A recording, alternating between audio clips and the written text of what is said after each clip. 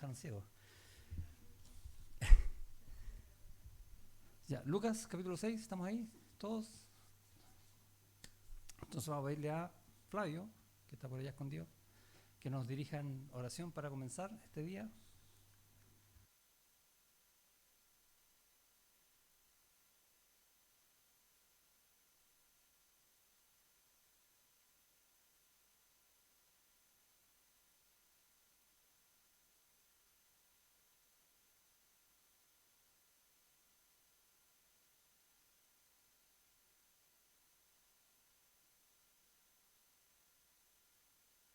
Amén, gracias.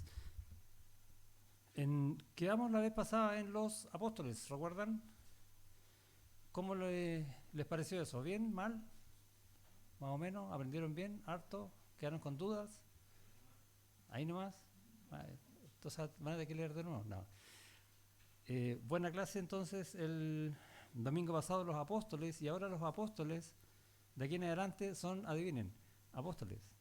¿Sí? Ya tienen una función de parte del Señor encomendada y van a actuar, o deberían actuar según eso. ¿Por qué les digo esto que parece como obvio? Porque el Señor también nos llamó a nosotros para ser sus... ¿Qué somos nosotros del Señor? Discípulos, siervos, hijos, ¿qué más? Pensémonos en Cristo, su iglesia. Somos su cuerpo. Él está orando a través nuestro hoy. Y ahí tenemos una semejanza con el llamado que él hizo a los apóstoles. Por lo tanto, toda la obra que el Señor está haciendo hoy día en este mundo la está haciendo por medio de sus enviados, nosotros. Si bien la categoría de apóstol, como se dijo el domingo pasado, ya no existe, nosotros seguimos haciendo eh, esa pega, ¿sí? Ese trabajo en la obra del Señor, guiados por Él, usados por Él. Y en ese contexto, vamos al versículo 17, 6, 17, dice, y descendió con ellos. ¿Quiénes son ellos? Los apóstoles. Y se detuvo en un lugar llano, o sea, está en un sector que geográficamente aparentemente tiene muchos cerros, en compañía de sus discípulos. Entonces está con los apóstoles y está con los discípulos, y ahí hace una diferencia, ¿sí? Descendió con ellos, apóstoles, en compañía de sus discípulos, y esos discípulos probablemente eran miles. ¿Recuerdas la alimentación de los 5.000? Esos eran discípulos.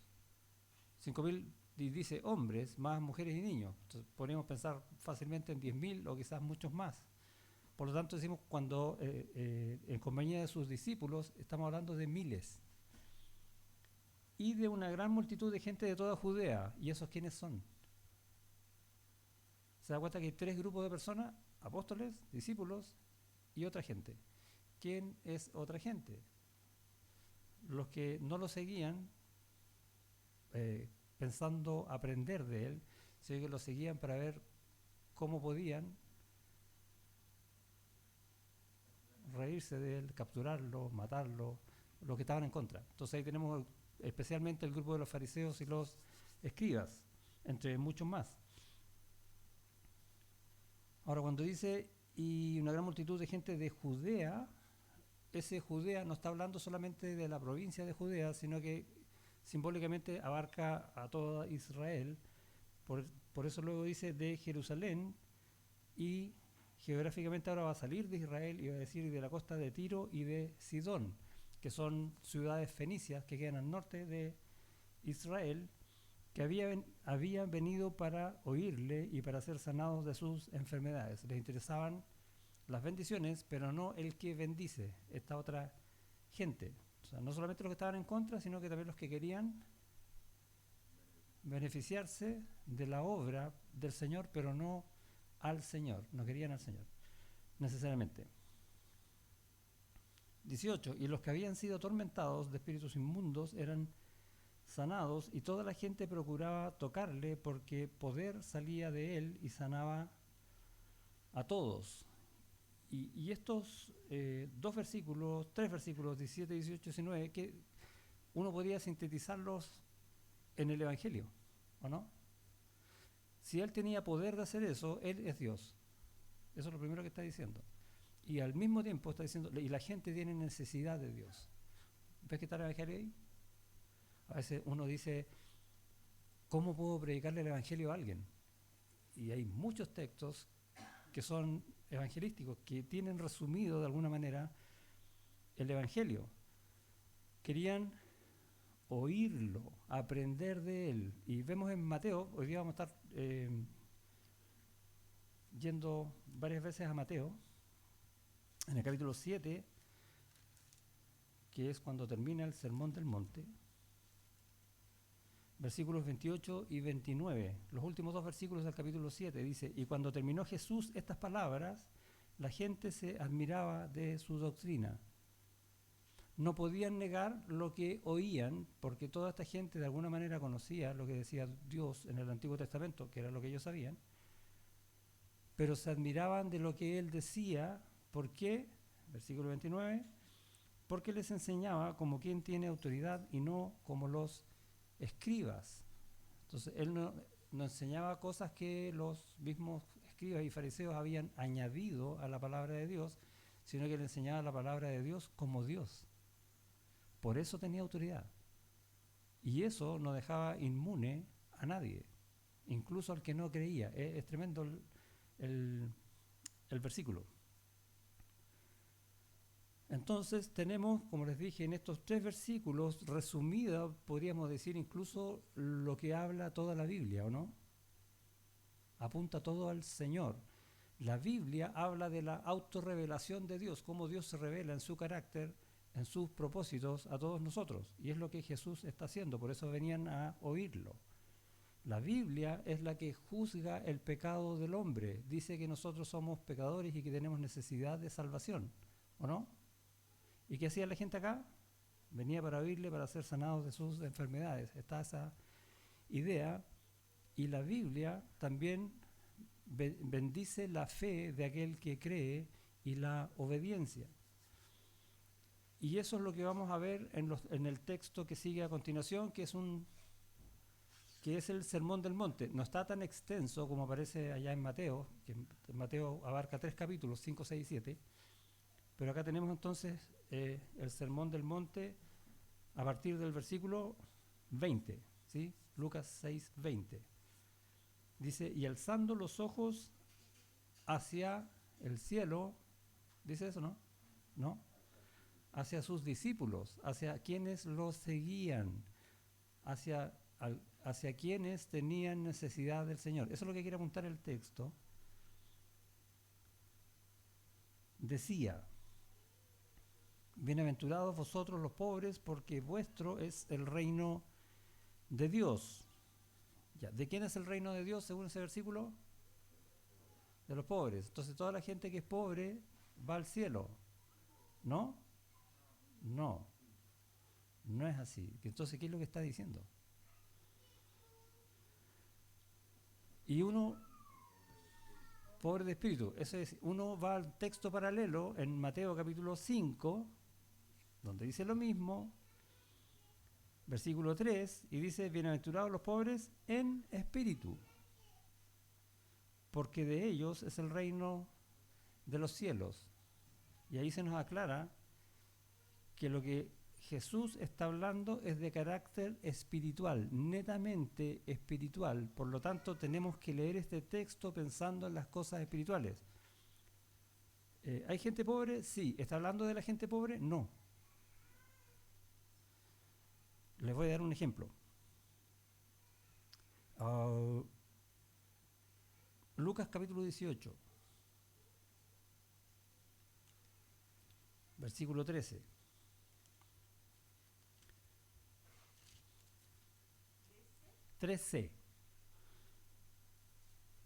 ¿Sí? Lucas 18, 13. Más el publicano, y recordamos esa parábola, ¿cierto? Más el publicano, estando lejos, no quería ni aún alzar los ojos al cielo, sino que se golpeaba el pecho diciendo, Dios, sé propicio a mí, pecador. ¿Quién dijo eso? Un publicano. Económicamente hablando, ¿cómo era el publicano? Riquísimo. Pero espiritualmente hablando, ¿cómo era el publicano? El más pobre de todos. Miserable de mí. A ellos está dirigido el mensaje. Entonces no es un tema económico. Ahora, en la época, los judíos consideraban la pobreza como una maldición, o cualquier deficiencia humana como una maldición. Recordamos, por ejemplo, en Juan 9, cuando van los discípulos, ven al ciego y le preguntan a Jesús, ¿por qué es ciego? ¿Por qué pecado es ciego este hombre? ¿Por un pecado de él o por un pecado de los padres? Y Jesús le dice, no, por ninguna de las dos, sino para la gloria de Dios. Estoy resumiendo el pasaje. Porque está hablando de una condición espiritual, usando el ejemplo de una deficiencia física. Y en este caso está haciendo la misma idea, usando un ejemplo de una maldición, podríamos decir, la pobreza, o algo que no es derechamente una bendición, va a ser un ejemplo espiritual. Y este pobre, en el idioma original hay varias formas de decir pobre, pero cuando dice pobre acá está hablando de alguien que no tiene absolutamente nada y que para vivir necesita que le den. Bancarrota absoluta, no tiene de dónde echar mano. No es que sea pobre y que le queda poco, porque ese es otro término. Este es un pobre que no tiene absolutamente nada y necesita que le den. Necesita de otro para vivir.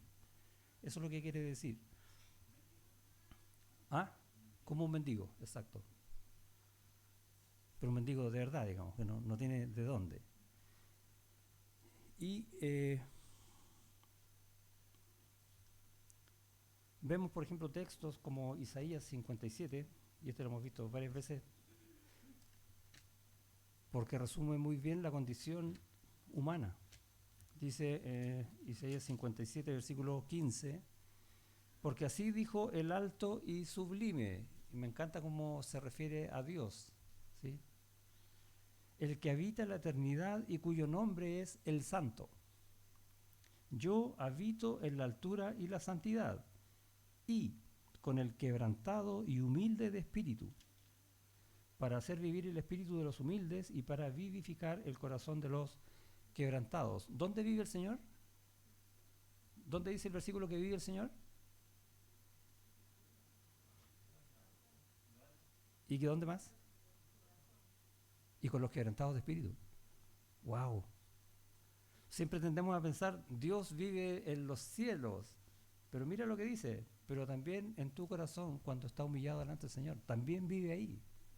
Es tremendo. Y es lo que está dando a conocer Jesús en este pasaje, ¿ok? Entonces quedamos en, bienaventurados vosotros los pobres, porque vuestro va a ser el reino de Dios. ¿Dice eso? No. Vuestro es el reino de Dios. ¿Por qué dice es y no va a ser? Ya están absolutamente. Y hay otros pasajes que lo confirman. Cualquiera que reconozca su pobreza espiritual es porque el Espíritu Santo está actuando en su corazón para salvación. Juan, ¿recuerda ese pasaje? Juan 16, versículo 8, creo. Si mi memoria no me falla.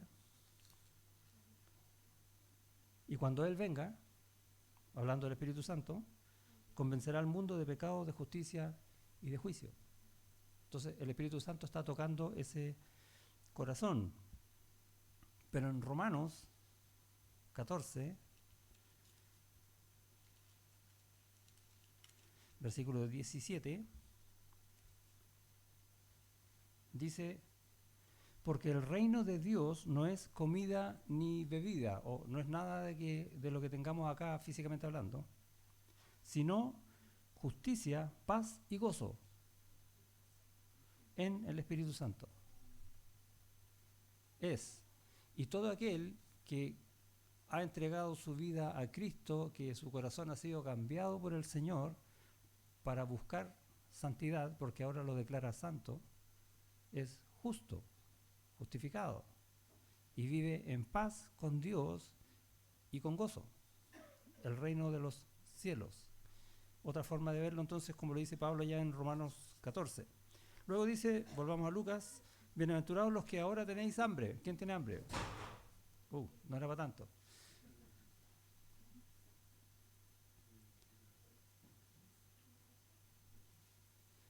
¿Sí? Bienaventurados los que ahora tenéis hambre porque seréis saciados. ¿Sí? Estamos en Lucas 6:21. ¿Qué hambre? Y volvemos a, ¿qué decía en Mateo? Hambre de justicia. En Mateo 5:6 dice, bienaventurados los que tenéis hambre y sed de justicia porque ellos serán saciados. ¿Y qué es la justicia? Definición corta. Cuando pensamos en justicia, siempre piensa en santidad. La justicia de Dios es que Él, por su santidad, castiga el pecado. Y la ira de Dios está sobre todos aquellos que están alejados de Dios por causa del pecado. Santidad, pecado. Esa es la justicia. Y dentro de esa justicia, Dios proveyó la salvación. Eso también es la justicia de Dios para hacer santos a los que somos pecadores. Entonces, cada vez que vean la palabra justicia, en general, piénsenlo de esa manera. Esa es como la definición corta. Justicia de Dios tiene que ver con la santidad, ¿ok? Entonces, bienaventurados los que ahora tenéis hambre de justicia, o los que no quieren nada más con el pecado. Y si te das cuenta, hay una progresión. Primero vimos los que son pobres de espíritu, o sea, los que se dan cuenta de su necesidad por causa de su pecado. Y cuando uno le pasa eso, el siguiente paso es, bueno, quiero salir de este pecado. Hambre de justicia. Es una progresión, ¿ok?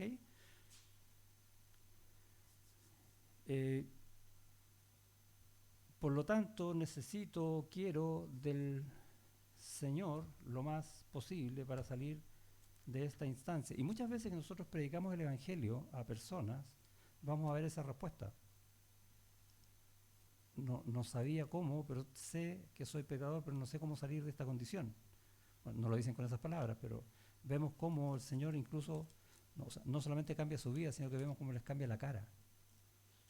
Siempre he contado un testimonio de una vez que fui a predicarle a un piloto comercial que estaba enfermo terminal, y cuando le predico el Evangelio, él cree en Cristo, y lo siguiente que me dice, que él sentía como que había una bola gigante encima de él que lo aprisionaba, pero que ya no estaba, y eso le causaba mucho gozo. Yo no sé cómo lo veía él, pero fue impresionante ver ese testimonio. Fue un regalo del Señor para decirle a uno, yo todavía salvo. ¡Wow! Tremendo. Entonces, el siguiente paso es tener esa hambre de justicia, de salir de las cosas pecaminosas y de querer buscar a Dios. David dijo, Dios mío eres tú, de madrugada te buscaré, mi alma tiene sed de ti, mi carne te anhela en tierra seca y árida donde no hay aguas. Necesitamos del Señor con desesperación. Eso es lo que está hablando entonces allá en Lucas con esta imagen del hambre. Luego dice, bienaventurados los que lloráis porque reiréis. Y estamos en la progresión, ¿no? Tengo un peso por el pecado, quiero salir de este pecado, lloro amargamente porque no tengo forma de salir del pecado por mí mismo. Está diciendo esta progresión. Pero el Señor dice, porque reiréis, porque hay respuesta, y esa respuesta la tiene Cristo, solamente Cristo.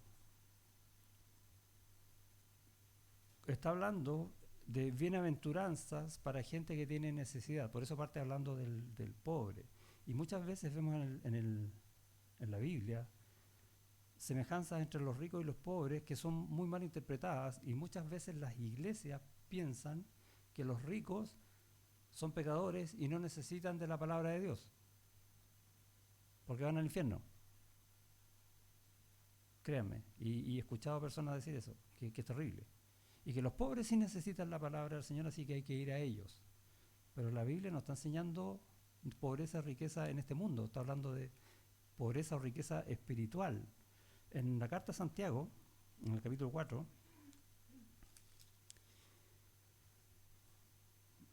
va a decir, Santiago capítulo 4, versículo 9, afligíos y lamentad y llorad. ¿A quién le está diciendo eso? A los que se van a acercar a Dios, ¿sí? Vuestra risa se convierta en lloro y vuestro gozo en tristeza. Humillaos delante del Señor y Él os exaltará. Reconoce tu pecado en el Señor. Sufre tu pecado. Considera el peso que tu pecado tiene en tu vida y cómo eso afecta la santidad de Dios, cómo eso está en contra de la santidad de Dios. Llora por eso y el Señor te exaltará. Y la carta de Santiago en el capítulo 1 también hace una comparación entre el rico y el pobre, que el pobre se exaltará en su humillación, claro, porque sabe que no tiene nada y va a buscar a Dios, pero el rico, y hay una recomendación, que tenga cuidado en dónde pone su fe. Siempre he dicho también que el rico, físicamente hablando, financieramente hablando, es muy fácil que confíe en sus recursos. Por lo tanto, es mucho más difícil que quiera confiar en algo distinto de sus recursos, o sea, en Dios. Y en ese sentido, por ese grado de dificultad, tiene mayor necesidad de ser evangelizado, comillas, en comparación con el pobre, que sí busca a Dios porque no tiene nada. ¿Y qué hace la iglesia? Lo contrario. Es interesante. Entonces, estamos en los que lloráis porque reiréis. Y ese lloro tiene que ver con un lloro por causa del arrepentimiento del pecado, como enseña Pablo a los Corintios. Y les dice, porque la tristeza que es según Dios, y está hablando de ese peso por el arrepentimiento del pecado, produce arrepentimiento para salvación, de que no hay que arrepentirse, pero la tristeza del mundo produce muerte. La tristeza del mundo que me da vergüenza, pero voy a tratar de arreglarlo a mi manera, va a la condenación. O sea, no considera al Señor en nada, pero el que sí considera al Señor para arrepentimiento, ese va a tener salvación. Y es lo que está hablando entonces en el versículo 21, en la segunda parte. Bienaventurados los que ahora lloráis porque reiréis. Y sigue la bienaventuranza, y aquí va a haber un cambio, va a decir, bienaventurados seréis cuando los hombres os aborrezcan. Y esto es como, ¿de qué está hablando? ¿Sí o no? O sea, no hay forma en que tú puedas ser más dichoso en esta vida que cuando te aborrezcan. Dice, no, eso no es así. No es lo que el mundo busca, ¿sí? No, yo quiero que me quieran. Yo quiero que hablen bien de mí o que traten de imitarme porque ven que yo soy un tremendo ejemplo para el mundo en qué sé yo, en lo que sea, da lo mismo. Y acá dice exactamente lo contrario. Y tiene que ver un poco que cuando uno pasa por esta progresión de darse cuenta del pecado y tener esta necesidad del Señor, Dios atiende a ese corazón, lo salva y lo cambia. Y cuando ese corazón está cambiado, es un corazón que vive por fe. Y no estoy hablando de la fe de salvación, estoy hablando de la fe de la confianza en el Señor, que no hay mejor lugar que estar donde el Señor. Es mejor un día en tus atrios que 1000 fuera de ellos. Ese es el concepto. Por lo tanto, da lo mismo lo que a mí me pase, yo sé que estoy en el Señor y eso me da gozo. Ahora, ese da lo mismo lo que a mí me pase, no es tan a la aventura, sino que es, mira, ¿sabes lo que te va a pasar? El mundo te va a aborrecer. Eso es lo que te va a pasar. Y el Señor está diciendo, tienes que saber lo que te va a pasar. El mundo no te va a querer. O sea, si el mundo no te va a considerar para nada, no lo va a hacer por ti, sino que lo va a hacer por mí. ¿No dice eso Juan 16:33? Que el mundo os aborrecerá porque, no vamos a parafrasear esta vez, estas cosas os he hablado para que en mí tengáis paz. En el mundo tendréis aflicción, pero confiad, yo he vencido al mundo. ¿sí? Y está hablando del mundo, de este sistema de pecado que impera en el mundo y en todos los que no son creyentes, que están regidos por la doctrina de Satanás. Por lo tanto, si tú eres aborrecido, es una prueba indudable de que tú estás siguiendo al Señor, ¿o no? No eres un creyente escondido. A mí no me ha pasado nada porque nadie sabe que yo soy creyente. No. Bueno, ¿cómo es la cosa? ¿Eres o no eres creyente? Si eres creyente, vas a vivir para el Señor, para su gloria. Si coméis o bebéis o hacéis cualquier otra cosa, hacedlo para la gloria de Dios. Por lo tanto, yo no me voy a quedar pasivo, voy a estar activo en las cosas de Dios y se va a notar. Y es lo que va a hablar de aquí en adelante el Señor. Va a ser notorio. ¿Y cómo va a ser notorio?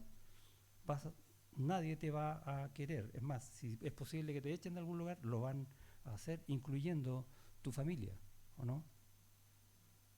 Va a haber división, enseña el Señor. Y el padre no va a querer al hijo y todo eso. En Mateo 10,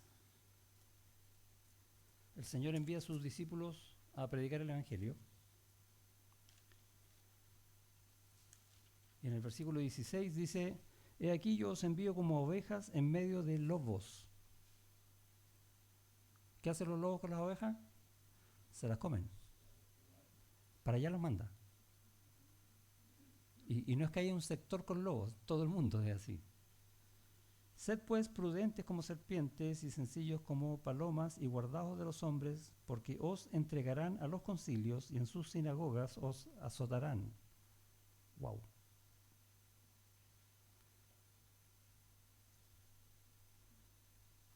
Versículo 31. Así que no temáis, más valéis vosotros que muchos pajarillos. A cualquiera pues que me confiese delante de los hombres, yo también le confesaré delante de mi Padre que está en los cielos. Y a cualquiera que me niegue delante de los hombres, este es el creyente secreto, yo también le negaré delante de mi Padre que está en los cielos. Obviamente nosotros siempre vamos a querer hablar de Cristo, nos oigan o no, porque Dios ha puesto eso en nuestro corazón. Él es el que produce así el querer como el hacer por su buena voluntad. Nosotros seguimos eso. Entonces, bienaventurados, volvemos a Lucas, seréis cuando los hombres os aborrezcan y cuando os aparten de sí y os vituperen y desechen vuestro nombre como malo por causa del Hijo del Hombre. Nadie quiere pasar vergüenzas, nadie quiere ser tratado de malo, y hay muchas formas en que el mundo puede hacer eso. El prestigio de uno, los bienes de uno, la familia de uno, todas las cosas que uno cuida, el mundo las quiere destruir y lo va a hacer. Y cuando lo haga, eres bienaventurado, dice el Señor. ¿Por qué? Porque no lo está haciendo porque tú eres tú, lo está haciendo por mí, dice el Señor, porque tú estás en mí y yo en ti. Esa es la bendición, que es mucho más grande que las cosas de este mundo. Y dice en el 23, gozaos en aquel día y alegraos, porque he aquí vuestro galardón es grande en los cielos, porque así hacían sus padres con los profetas. En la primera carta de Pedro dice que tenemos que nuestra fe va a ser probada, ¿sí o no? Pasada por fuego. En el capítulo 1. En el capítulo 4 dice que no tenemos que sorprendernos cuando pasemos por diversas pruebas. Y en el capítulo 5, el mismo Pedro va a decir que Dios nos va a... Lo cantamos. Vamos allá a 1 Pedro, capítulo 5, versículo 10. Por un poquito de tiempo dice, mas el Dios de toda gracia, ¿lo cantamos eso, no? ¿Sí? Que nos llamó a su gloria eterna en Jesucristo después que hayáis padecido un poco de tiempo. El mismo os perfeccione, afirme, fortalezca y establezca. El mismo os dé toda la bendición que Él tiene. ¿Hay algo mayor que eso o mejor que eso? No. Pero Él nos está preparando para ser como Cristo. A eso nos llamó. De esa forma Él se glorifica. Dios hace todo para su gloria. Y para que Él nos prepare para ser como Cristo, va a pulir nuestro carácter. Y ese pulir nuestro carácter suena bonito, pero Cristo acá lo dice con todas sus letras. ¿Qué dice? Bienaventurados seréis cuando los hombres os aborrezcan, y va a decir varias cosas más, no va a decir solo eso.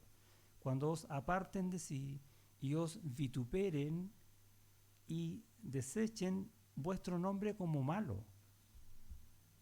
Wow. Por lo tanto, leyendo este texto, uno llega a la siguiente conclusión. Tal vez hoy, o tal vez durante este tiempo, yo he estado viviendo, pensando más, o al mismo tiempo, en las cosas de este mundo y en las cosas del Señor. Y me preocupan mucho las cosas del Señor, y vengo a la iglesia y leo la Biblia, oro, trato de estar en comunión con los hermanos, pero me preocupan también las cosas del mundo. Yo no quiero que esas cosas estén mal. Yo quiero estar bien con mi familia, yo quiero estar bien con mis amigos. ¿Y qué dice el Señor? ¿Dónde está tu vida? ¿Dónde habito yo? Dice el Señor, ¿se acuerdan, no? En el cielo, ¿y dónde más? En tu corazón. ¿Qué es lo que realmente importa en tu vida? Y uno dice, bueno, parece que no estamos viviendo como el Señor demanda. Y es una buena reflexión a modo de pregunta. ¿Qué voy a hacer ahora? ¿Qué debiera declararme yo a mi propia vida delante del Señor? ¿Qué es lo que más me importa? Y terminando esta sección de bendiciones, vienen las maldiciones. Wow. Más, y este más es un más muy, muy, muy enfático. Ay de vosotros ricos, y siempre decimos, cada vez que hay un ay en la Biblia es porque es un juicio. Ay de vosotros ricos. ¿Quiénes son los ricos? Los que tienen mucha plata, ¿no? ¿Ricos en qué? Los que creen,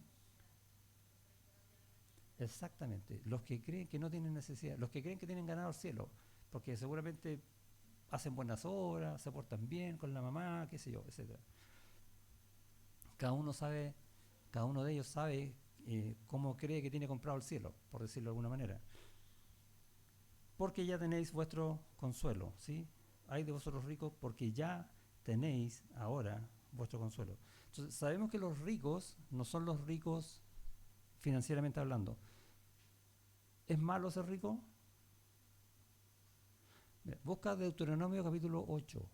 Pon un dedito aquí en Lucas y busca Deuteronomio capítulo 8. Siempre decimos que tenemos ejemplos de hombres ricos como Abraham, como Job, ¿sí o no?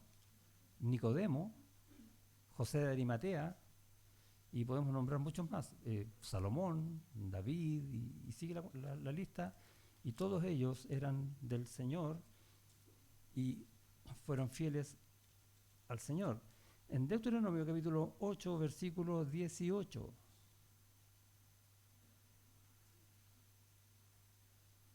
y hay una recomendación del Señor ahí para nosotros. Dice, si no, acuérdate de Jehová tu Dios, porque Él te da el poder para hacer las riquezas, a fin de confirmar su pacto que juró a tus padres, como en este día. Si Dios, en el fondo está diciendo, si Dios quiere hacerte rico, te va a hacer rico. ¿Cuándo? Cuando vivas en comunión con Él. Acuérdate de Él, porque Él es el que hace las cosas en ti. Él es el que te dio el trabajo que te dio. Él es el que permitió que te llegara una tremenda herencia. Es Dios quien hace todo eso. Él es el que hizo que tú nacieras en una familia acomodada. Lo que tú quieras poner no es el cuánto tienes en finanzas, es cuánto de todo lo que tienes o no tienes reconoces que Dios te lo da. ¿Ok? Y en la misma parábola que leímos recién en Lucas 18, del publicano, antes leemos, dos hombres subieron al templo a orar, uno era fariseo y el otro publicano. El fariseo, puesto en pie, oraba consigo mismo de esta manera: Dios, te doy gracias porque no soy como los otros hombres. Este es el hombre rico. No sé si el fariseo tenía plata, pero en su corazón se sentía rico espiritualmente, ¿no? No soy como los otros hombres, ladrones, injustos, adúlteros, ni aun como este publicano. Ayuno 2 veces a la semana y doy diezmos de todo lo que gano. Un hombre rico para el mundo, pero terriblemente pobre para Dios. Un hombre que no está en el reino de Dios. No lo vamos a conocer en el cielo, le digo al tiro. Lucas de nuevo, 6:25. Hay de vosotros, y aquí tenemos el segundo hay, los que ahora estáis saciados porque tendréis hambre. Y está usando entonces la figura negativa respecto a lo que había dicho en el caso de los pobres, los que tenéis hambre porque seréis saciados. Ahora hay de los que estáis saciados porque tendréis hambre. Y aquí está hablando nuevamente en términos espirituales. Los que creen que tienen todo no van a tener nada, van a quedar fuera del cielo. Hay de vosotros los que ahora reís, ¿sí? Los que ahora disfrutan de este mundo, porque lamentaréis y lloraréis. ¿Cuándo? El día del juicio, que se acerca cada día más. Jesús dijo, de cierto os digo que ni aún en Israel he hallado tanta fe, hablando de un centurión. Y os digo que vendrán muchos del oriente y del occidente, no judíos, y se sentarán con Abraham e Isaac y Jacob en el reino de los cielos. Mas los hijos del reino, todo Israel que rechazó al Mesías, serán echados a las tinieblas de afuera, allí será el lloro y el crujir de dientes. Jesús es el que más habló del infierno en toda la Biblia, y lo está diciendo acá. Hay de vosotros los que ahora reís, porque lamentaréis y lloraréis.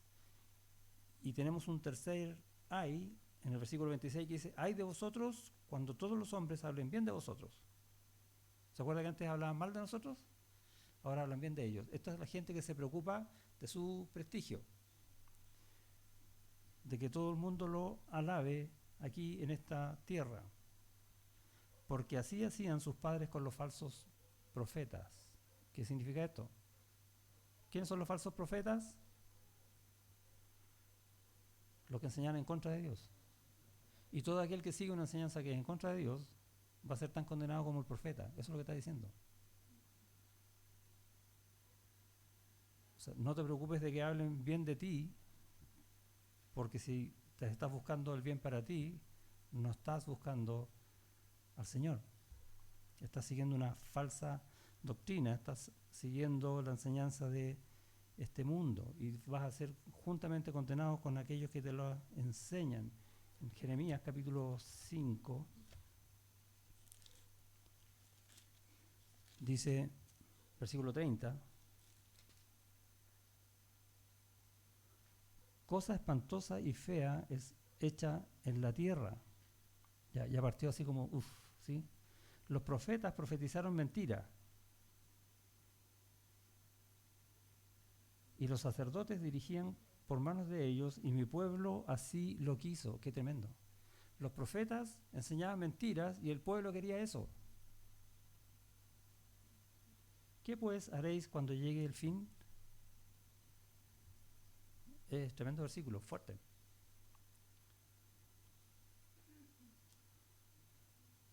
Pero, Lucas 6:27, a vosotros los que oís, ¿te recuerdas cómo empezaba el pasaje? Alzando los ojos hacia sus discípulos. A vosotros los que oís, los que tenéis hambre y sed, los que están llorando, os digo, y acaba de dar una enseñanza que la vamos a pasar rápidamente porque quiero extraer solo un punto aquí.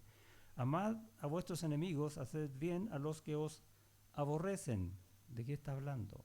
En tiempo judío esto era impensable. Esto era sacrilegio. Por ejemplo, en el Talmud, que era descrito de los judíos, se decía que si un gentil caía al agua, el judío no tenía por qué ir a recogerlo porque era un perro. Que se muera. en el Talmud. Ellos vivían de esa manera. Eso, para ellos eso era bueno. Y aquí está diciendo, no, tú tienes que amar a tus enemigos. ¿Qué creen ustedes que había pensado un judío al escuchar eso? Jesús está loco, ¿no? ¿De qué está hablando? Haced bien a los que os aborrecen. No, es que eso no puede ser, no es así. Nosotros hemos luchado por esta tierra prometida contra todos los pueblos que aborrecen a Dios y ahora tú me dices que los ame. ¿Está hablando de eso? Bendecid a los que os maldicen y orad por los que os calumnian. Wow. Y la clave, creo yo, de todo este pasaje está en ese versículo 28. Bendecid y orad.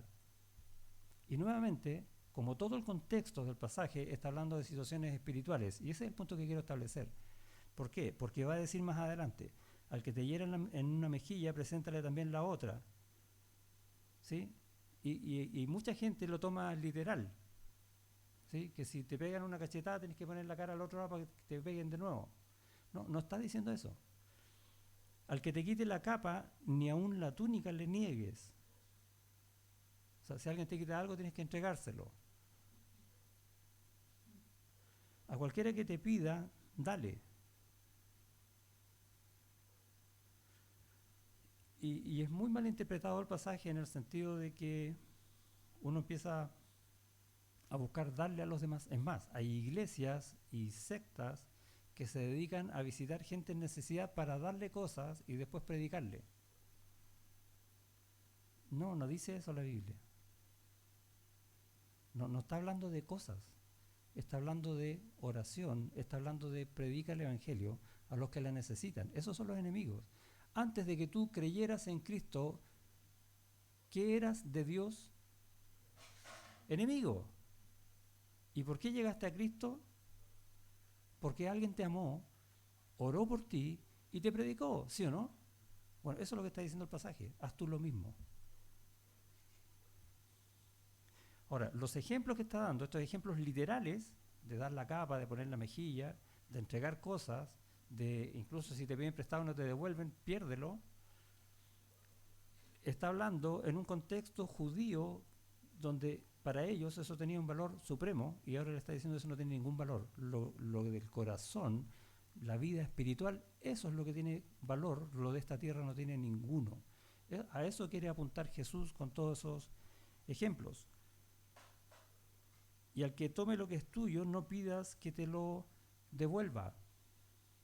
¿Sí? No prestes pensando en que te lo devuelva. ¿No? Quita cualquier egoísmo de tu parte porque esa persona necesita salvación. Y lo más probable es que te engañe porque es malo.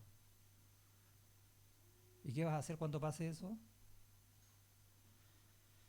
Y como queréis, y esta le llaman la regla de oro, a este versículo le llaman la regla de oro. Y como queréis que hagan los hombres con vosotros, así también haced vosotros con ellos.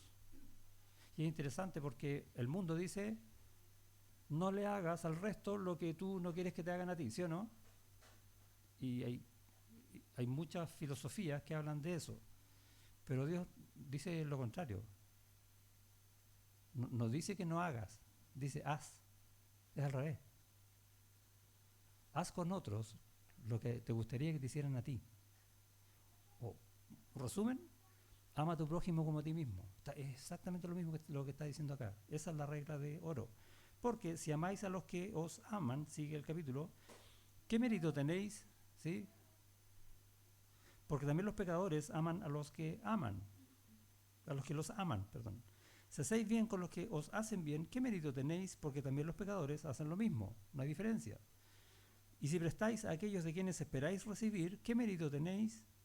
Porque también los pecadores prestan a los pecadores para recibir otro tanto. Amad pues a vuestros enemigos y haced bien y prestad, no esperando de ello nada, y será vuestro galardón grande y seréis hijos del Altísimo, porque Él es benigno para con los ingratos y malos. Sed pues misericordiosos como también vuestro Padre es misericordioso. Amad, 35, amad pues a vuestros enemigos y haced bien y prestad, no esperando de ello nada. ¿Por qué? Porque la obra es de Dios.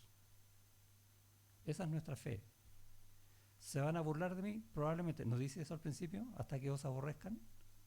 Sí. Entonces, no es eso lo que me debería importar, sino que en oración, que Dios le haga ver a esa persona, a través de un acto que Dios me está llevando a hacer, que él tiene que ver a Dios. ¿Quién va a hacer eso?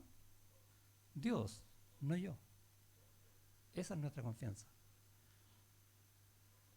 Mateo 5, nuevamente, versículo 45, dice: para que seáis hijos de vuestro Padre que está en los cielos, que hace salir su sol sobre malos y buenos, y que hace llover sobre justos e injustos. Si Dios hace eso, ¿por qué yo voy a hacer menos? Dios es el que ve el corazón del malo, ¿sí?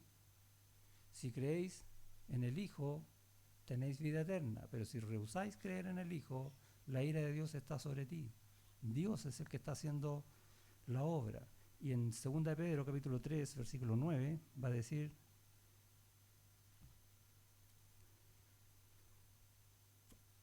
el Señor no retarda su promesa, según algunos la tienen por tardanza, sino que es paciente para con nosotros, no queriendo que ninguno perezca, sino que todos procedan al arrepentimiento. Si bien este pasaje está hablando de la iglesia, muestra el corazón de Dios.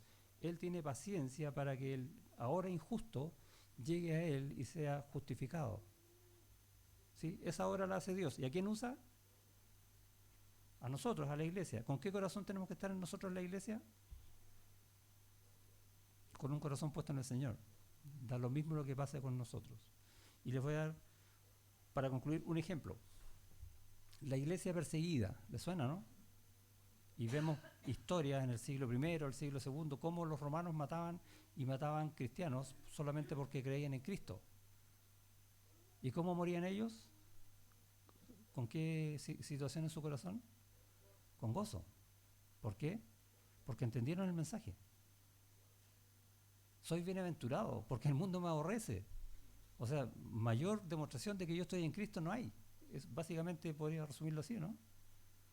A veces nosotros oramos hoy en día por iglesias perseguidas en países que, por ejemplo, Vietnam o países árabes, y oramos pensando que ojalá los que estén presos sean liberados y ojalá no maten a nuestros hermanos en otros lugares, que es un bonito deseo, pero si uno lo piensa a la luz de este pasaje, y entiéndeme un poco lo que quiero decir, probablemente estemos orando en forma equivocada, porque la voluntad de Dios es mostrar su poder por medio de corazones fieles a Él, al punto de querer morir por Cristo.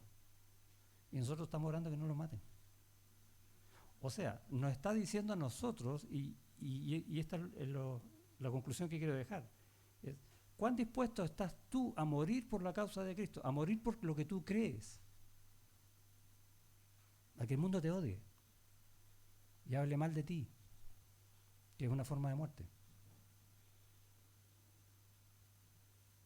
Es una buena pregunta, ¿no? Ya, oramos para terminar. Dios y Padre, gracias por tu palabra que a veces nos enseña en forma de ilustración tan impactante como en este sermón, lo que tú haces en la vida de los hombres, lo que tú has hecho en nuestras propias vidas, cambiando nuestro corazón para desear vivir solamente en ti, porque tú vives en nosotros. Tú has puesto tu Espíritu Santo en nuestro corazón. Has puesto tu palabra para que podamos ser guiados por ella, para anhelarla cada día, para entender estas verdades y ser usados por tu mano en este mundo que te aborrece, para amarlo, en el sentido de orar por ellos, anhelar la salvación de ellos, de cuanto tú quieras poner delante nuestro para predicar el Evangelio. No importa lo que nos digan, porque no es nuestra palabra, es la tuya, no es nuestra obra, es la tuya, no es ni siquiera nuestro amor, es el tuyo, el que tú has puesto en nosotros. Y si aún, Señor, nosotros somos desechados, aborrecidos o muertos, aún la venganza sigue siendo tuya, no nuestra. Ayúdanos, Señor, a entender estas verdades para vivir plenamente con un corazón en ti cada día. En el nombre de Jesús. Amén.